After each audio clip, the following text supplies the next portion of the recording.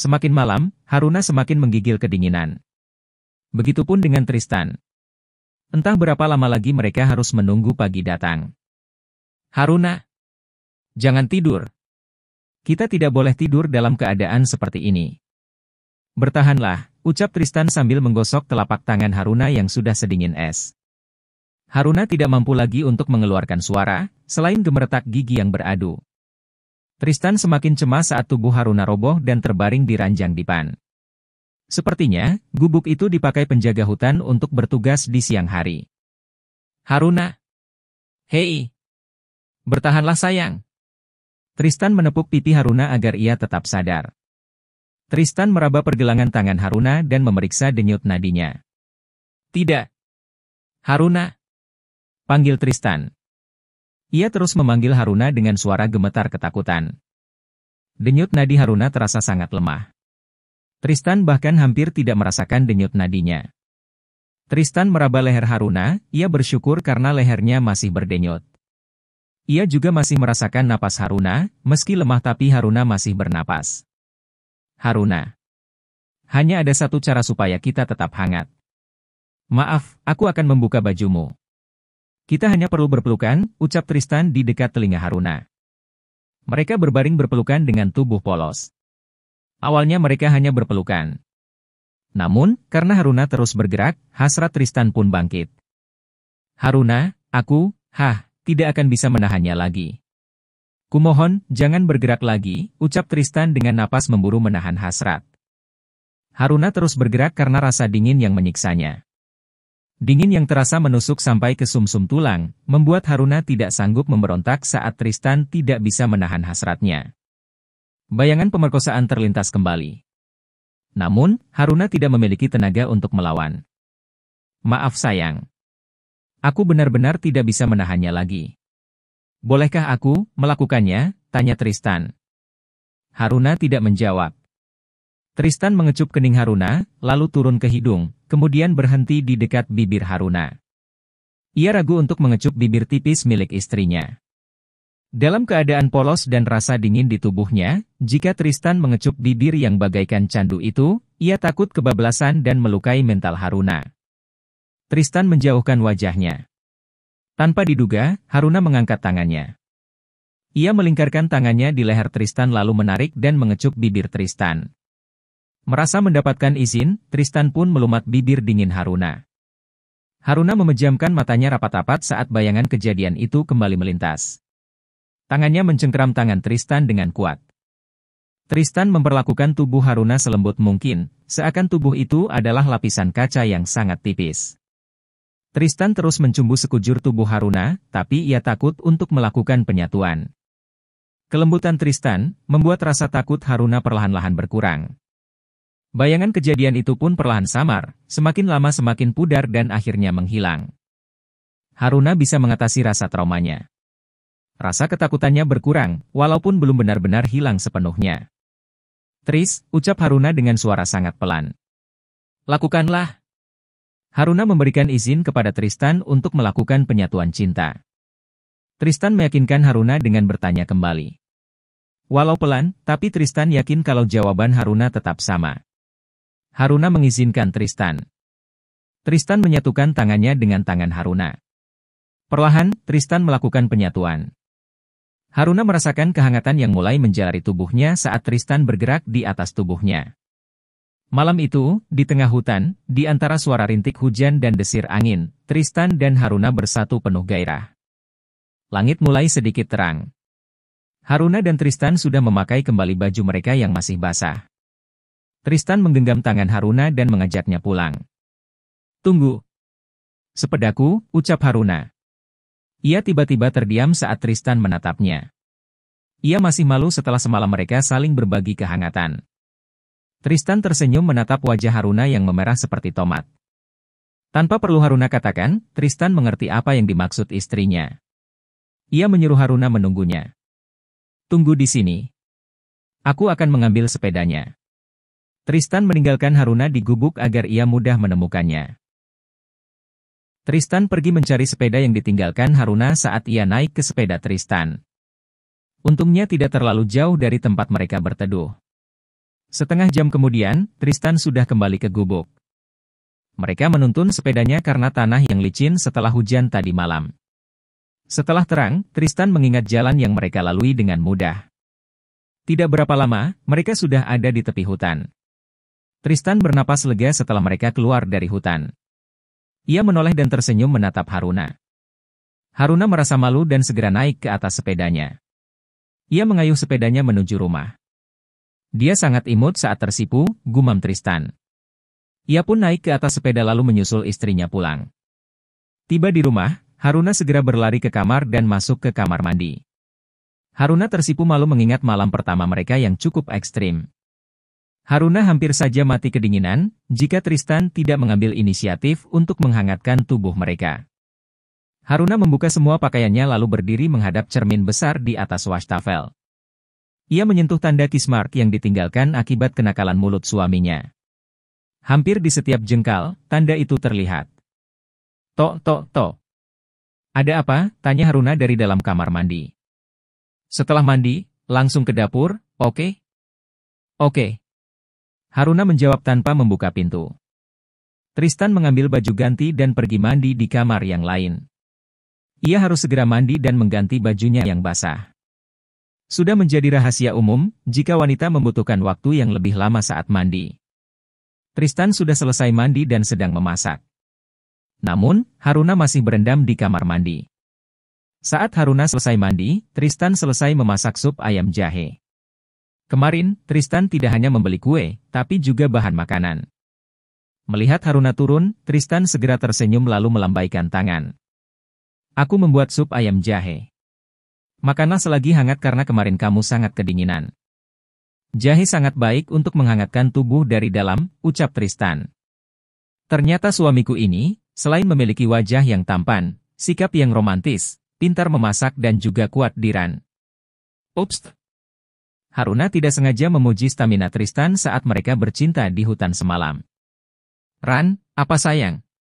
Kenapa tidak dilanjutkan ucapannya? Tanya Tristan sengaja menggoda. Ah, aku tahu kelanjutan ucapanmu, godanya lagi. Diam. Aku tidak sengaja mengucapkan itu. Awas kalau berani mengatakannya. Haruna mengancam sambil menuding dengan telunjuknya. Tristan maju dan menghisap telunjuk Haruna. Ah. Haruna segera menarik tangannya. Darahnya berdesir hebat saat Tristan menghisap jari telunjuknya.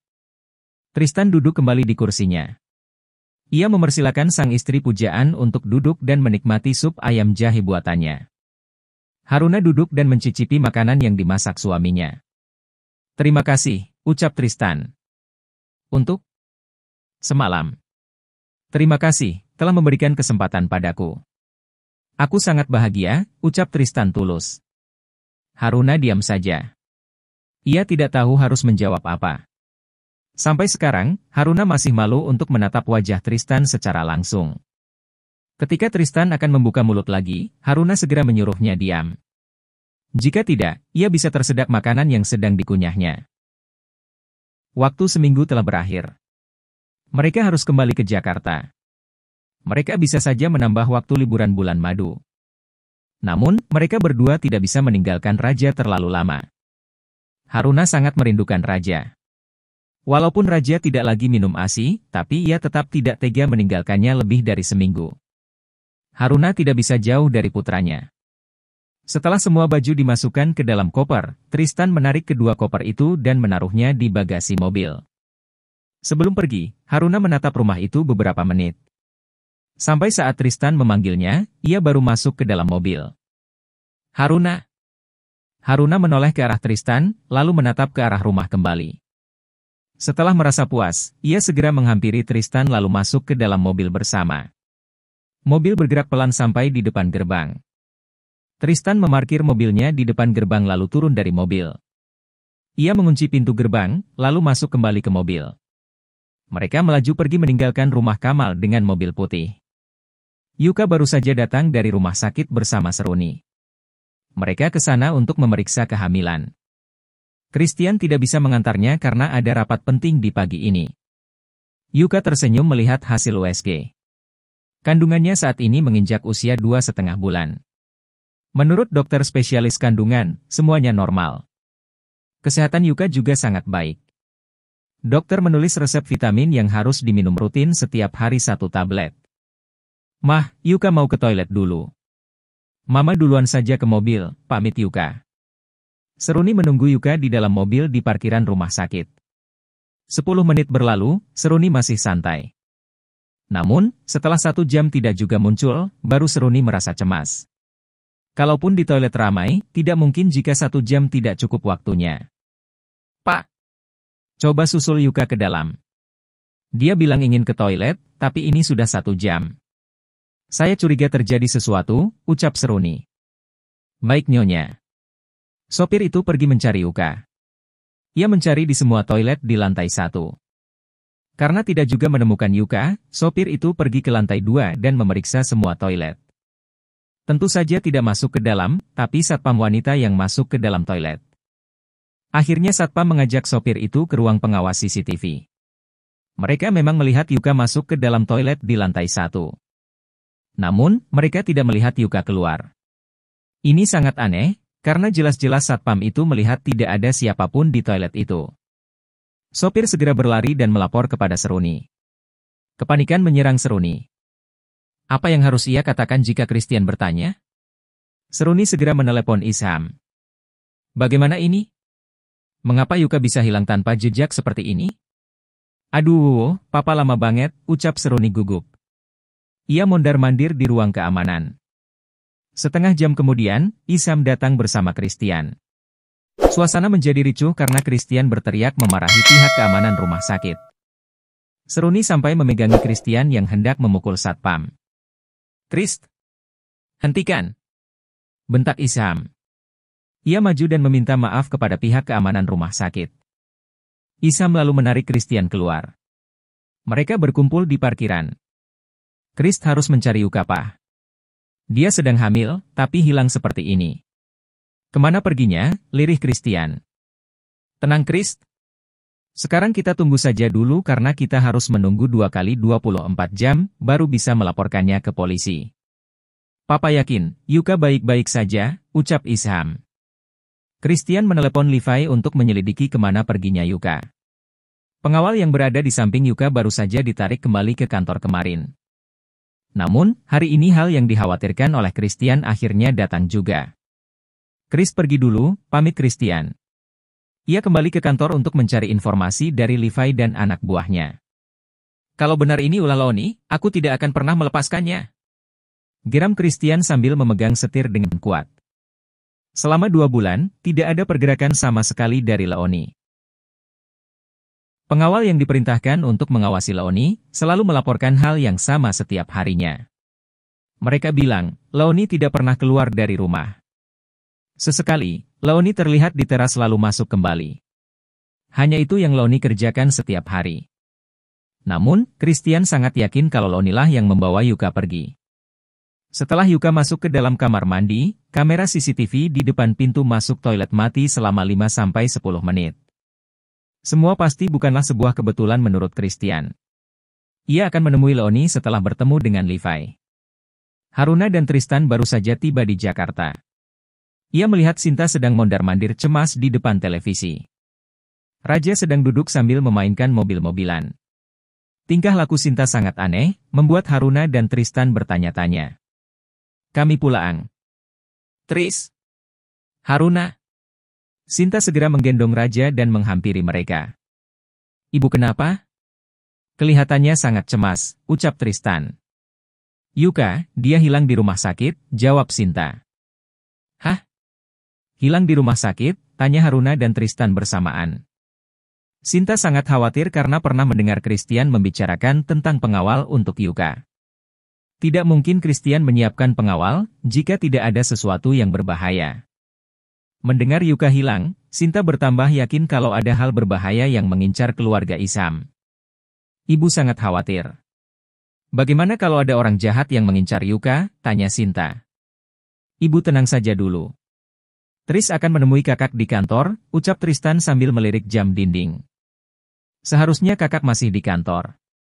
Tristan berpamitan kepada Haruna dan Sinta, ia lalu bergegas pergi ke kantor.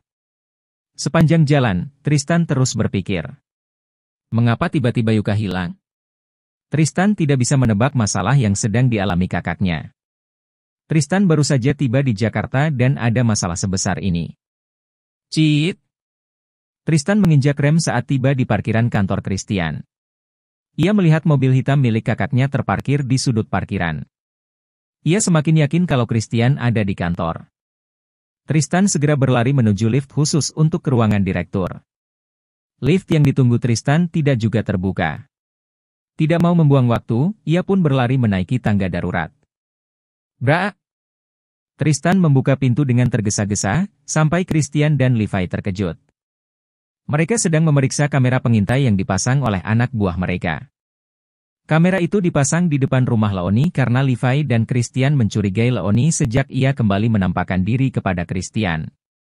Apa yang terjadi? Mengapa Yuka bisa hilang? Tanya Tristan dengan napas terengah-engah setelah berlari. Kau sudah kembali? Bagaimana bulan madunya? Tanya Christian mengalihkan pembicaraan. Jangan mengalihkan pembicaraan, Kak. Jawab aku. Christian menghela napas berat. Ia tidak ingin adiknya terlibat dalam masalah Yuka. Tristan dan Haruna baru saja menikah. Christian tidak mau membuat mereka ikut cemas. Dugaan kami, Leoni menculik Yuka. Tapi, kami tidak memiliki bukti apapun, jawab Christian. Tidak mungkin. Kakak juga tahu seperti apa Leoni. Dia gadis baik dan lemah lembut. Bagaimana mungkin itu ulahnya? Tanya Tristan tak percaya. Kau akan berpikiran yang sama jika kau melihat ini. Christian menunjukkan foto yang diberikan Levi padanya. Peluk. Christian menaruh amplop coklat di atas meja. Dengan rasa penasaran yang kuat, Tristan segera mengambil dan membuka amplop itu. Betapa terkejutnya ia saat melihat foto-foto itu. Tidak mungkin.